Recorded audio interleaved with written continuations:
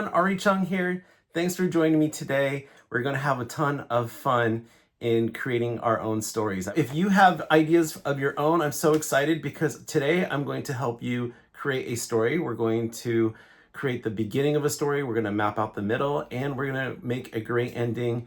So get your art supplies ready, get a sketchbook, and let's get started. I want to share a little bit about my journey to becoming a children's book author and illustrator and storyteller. When I grew up, I read books, but I didn't think that I could become a children's book author and illustrator. I didn't know if I had enough talent, and I was really scared that I would never make it. But I end up learning that you can learn how to make art and you can learn how to write stories, which I'm going to share with you today. So when I went to school, I studied hard, I got good grades, I went to college, I graduated with an economics degree. There was something inside me that really wanted to tell stories, and I had ideas for stories, but I didn't know if I could write a whole book. What I learned a little bit later was that you can use a creative process to develop stories. I went to art school, and that's where I learned how to draw. And I'm telling you all this because if you have ideas for stories, or if you want to become an artist, you can learn all these things. You can learn how to draw with basic shapes, and you can also learn how to tell stories. So what helps you tell stories is actually doing lots and lots of reading. Whenever I'm coming up with a story, the first thing I do is I dive into books. I read books all the time. Here are some of my favorite books. I used to love reading Frog and Toad as a kid. Something I've been reading recently are The Investigators, as well as some of Dan Santat's books. So I have been working on a graphic novel, and this is a perfect opportunity for me to share that process. So when I'm coming up with ideas, I like to draw on index cards, and sometimes I'll write notes on them. So here are some index cards from my story. And you can see that I'll start outlining some ideas for chapter 1. I'll write loose ideas. This is for chapter 2. I'll write bullet points.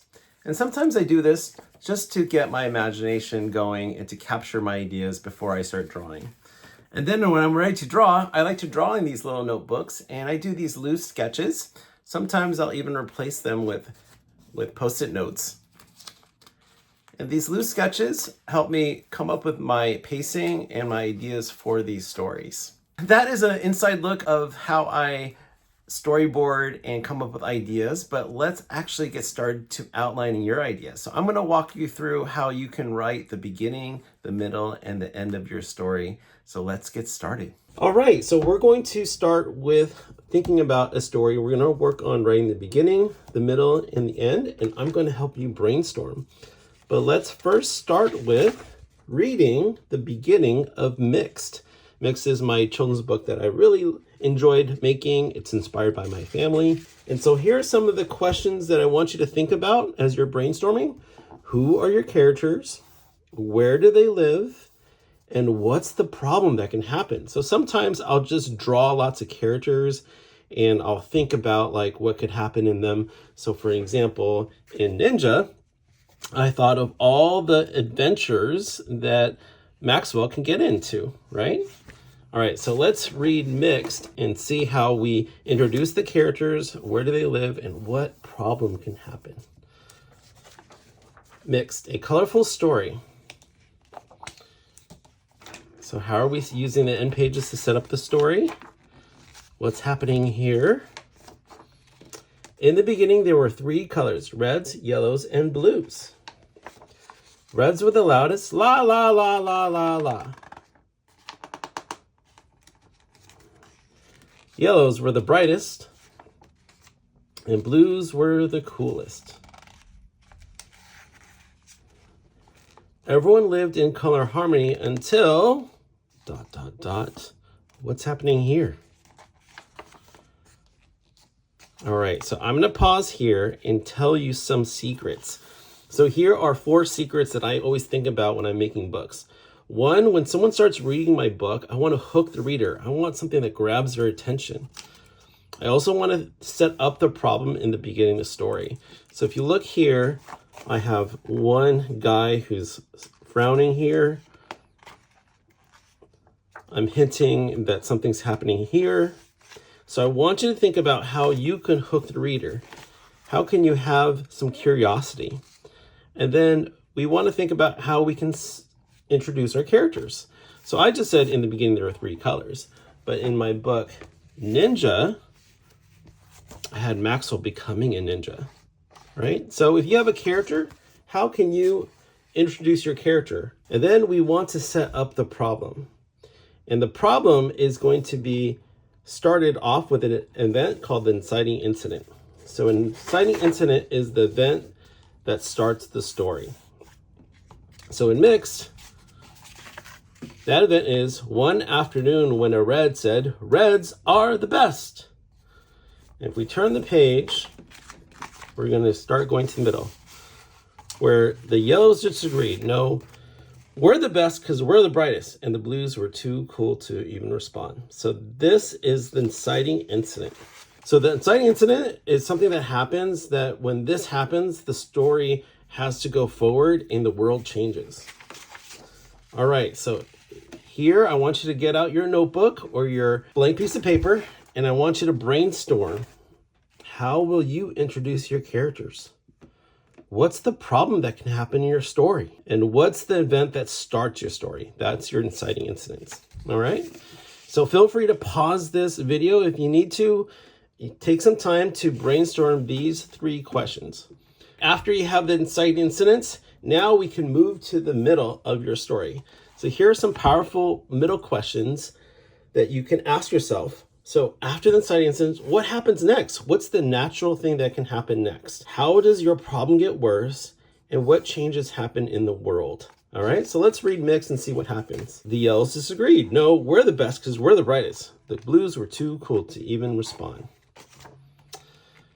The colors decided to live in separate parts of the city, Redville, Bluetown, and Yellow Heights.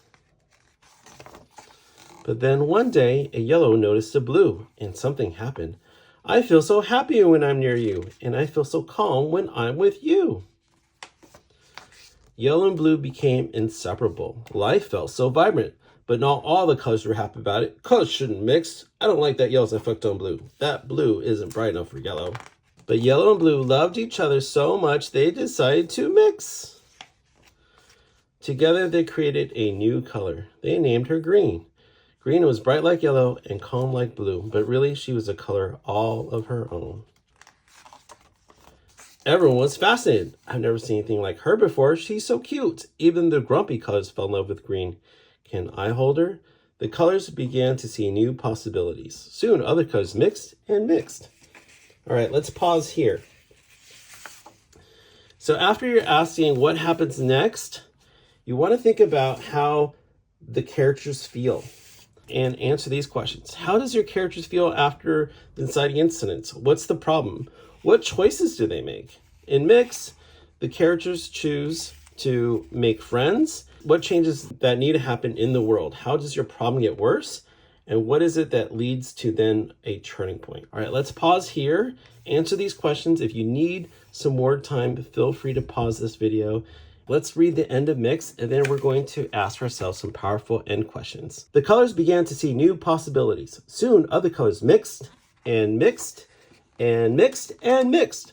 There were so many new colors and a lot of new names. Don't forget your glasses, Lavender. Be careful, Jade. Have fun, Amber. The old neighborhoods of Redville, Bluetown, and Yellow Heights didn't make sense anymore. Everyone wanted to live together, so they rebuilt the city. The city was full of color. It wasn't perfect, but it was home. Look how colorful it is. And that's the end. And notice the end pages from the beginning to the end pages at the end. All right, so let's look at how mixed end and how you can write your ending.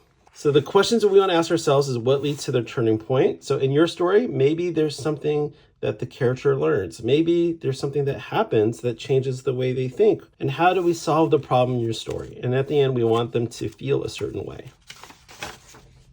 So let's talk about the turning point. The turning point is the event that changes everything. Usually your character will learn and grow from this experience. So let's look at that turning point here.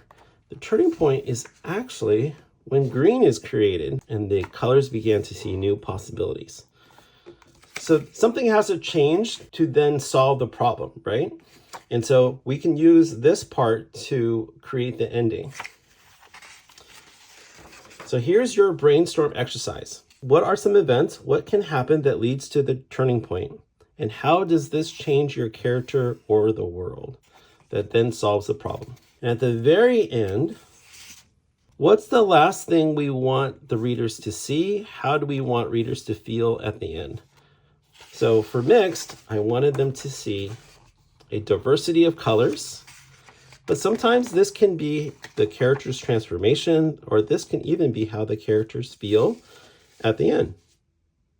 All right, take some time to go ahead and brainstorm these last questions, and you can write the end by thinking about what can happen that leads to the turning point, and how does this change the character of the world, and how do we want readers to feel at the end.